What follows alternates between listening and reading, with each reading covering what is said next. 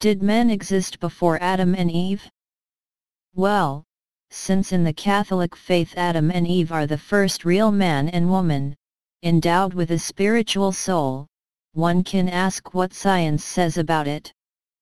I would say that science, as far as it is concerned, cannot, by its method, discover the existence of the soul except by an effect.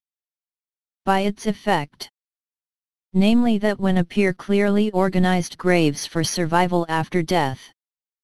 For example, a grave where a body is installed and there are beside it affectionate objects, but also a haunch, for example, so that they can feed in the afterlife. On the other hand, when there is the fine arts, that is to say something that is not only utilitarian, animals can make utilitarian art.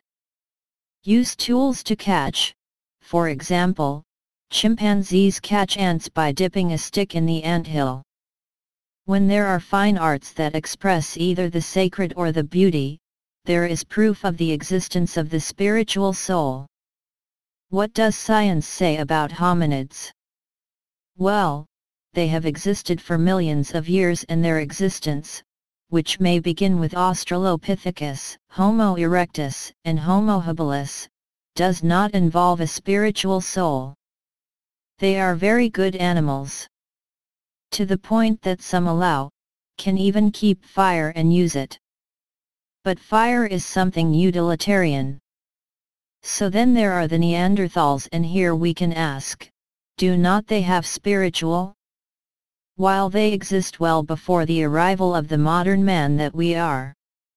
In fact, there are some examples of tombs that seem very difficult to determine. And an example of art, which seems a beautiful art, means at a given moment, a line written like this and another line that crosses it. Here. In fact, the existence of graves a little more attested will only be there when the modern man, that is to say, we arrive on Europe and the Middle East. There are some examples. So I would say that Neanderthal man is a spiritual man is very fast. Much too fast. It's not sufficient. Nothing to do with the caves of Lascaux. So for the moment, and what can be said, it is that the spiritual soul visibly explodes, by its effects, perhaps 40,000 years ago. And it is the modern man, Homo sapiens, who the door.